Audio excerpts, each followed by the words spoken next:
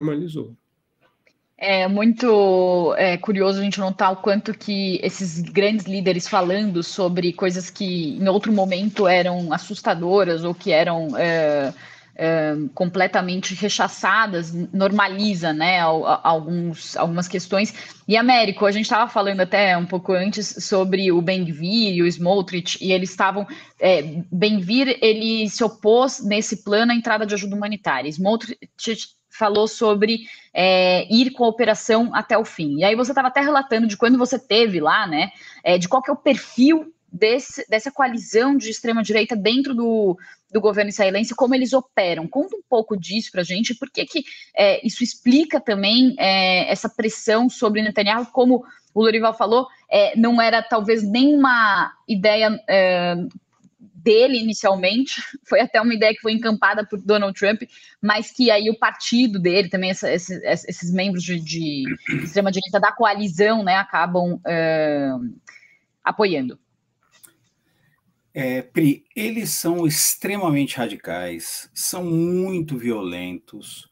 Como o Lorival estava aí descrevendo, em outras palavras, eles tentam sempre, e essa é uma tática de qualquer grupo radical, qualquer grupo extremista, eles tentam desumanizar, né, retirar a identidade, retirar as conexões humanas com o povo que eles acreditam ser os rivais. Então é exatamente isso que essas pessoas, eu inclusive sempre que possível não menciono o nome dessas duas figuras, o ministro das Finanças de Israel e também o ministro de Segurança Nacional de Israel, eles são muito radicais. Agora, eles estão lá representando esses colonos, né, especialmente da Cisjordânia, lembrando que Gaza, o Ariel Sharon, que era o antigo primeiro-ministro, que foi em grande parte responsável pela segunda intifada, ele era conhecido inclusive como o açougueiro pelo mundo árabe, porque ele liderou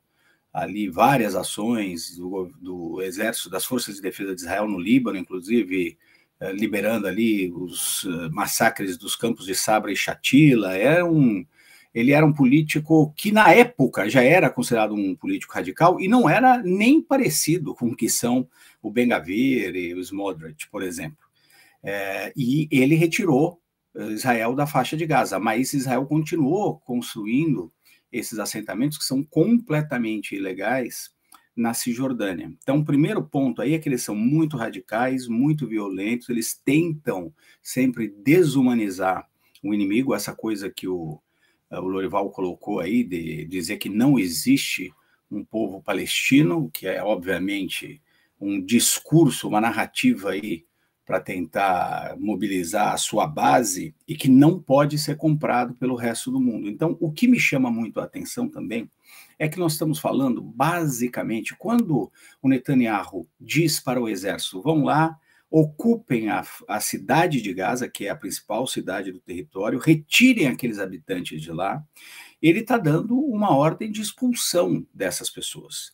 Muita gente acredita que o plano final ali seja uma limpeza étnica da faixa de Gaza, seja expulsar os palestinos, empurrá-los ali, transformar a vida numa situação tão precária e tão impossível que os palestinos queiram sair de lá. Muitos deles estão determinados a continuar lá. Muitos deles, inclusive, já são refugiados que foram expulsos de outras partes quando foi criado o Estado de Israel. Muitos deles, essas famílias, têm uma coisa, uma tradição ali, uma coisa nas comunidades palestinas, eles manterem as chaves das casas das quais eles foram expulsos. Então você vê famílias dos palestinos até hoje com aquelas chaves das casas que talvez nem existam mais, tenham virado condomínios de luxo em Tel Aviv e em outros pontos. É uma situação muito complicada. Eu queria destacar aqui 3 pontos rapidamente com relação a isso que está acontecendo. Primeiro, o próprio exército de Israel, as próprias forças de defesa de Israel foram contra essa ideia de ocupar a faixa de Gaza. Por quê? Quem são os interessados nisso? Esse grupo de radicais que o Lorival tão bem descreveu. Eles é que têm interesse nisso. A sociedade israelense, em sua grande maioria, pelo que as pesquisas apontam, não quer isso, quer inclusive viver em paz com os palestinos. Se vai ser com a criação do Estado palestino ou não, é outra coisa, mas eles querem paz, com a libertação dos reféns, de novo, e é um crime o que o Hamas está fazendo, mantendo esses reféns lá na faixa de Gaza. Então, o primeiro ponto é que as próprias forças de defesa de Israel eram contra, vão obedecer, porque o primeiro-ministro é o comandante em chefe e existe disciplina em qualquer corporação militar que se preze, especialmente nas forças de defesa de Israel. Mas eles deixaram claro que isso é um erro, sob vários aspectos. Humanitário, muita gente vai morrer, os reféns podem morrer, os soldados já estão cansados, vão ter que convocar milhares de reservistas, e não atende a nenhum objetivo isso. O próprio exército israelense está informando ao primeiro-ministro de Israel que o Hamas não representa mais uma ameaça militar para Israel. Mesmo assim, eles querem fazer esse plano.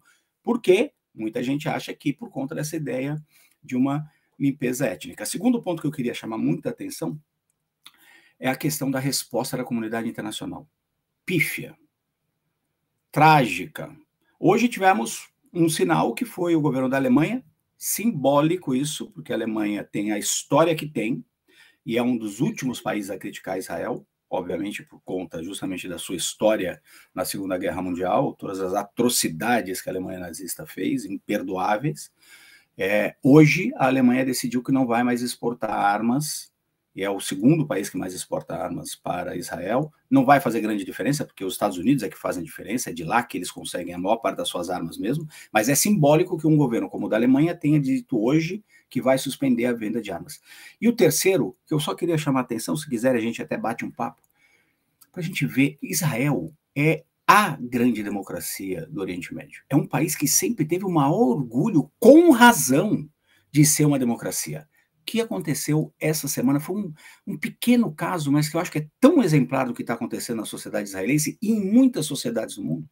Um parlamentar eleito pelo povo israelense foi ao Knesset essa semana fazer um discurso no qual ele classificou, parlamentar israelense eleito, classificou como um genocídio o que estava acontecendo na faixa de Gaza, fazendo um discurso formal no Knesset, onde normalmente os parlamentares têm o direito de se expressar, têm o dever de se expressar. O que aconteceu?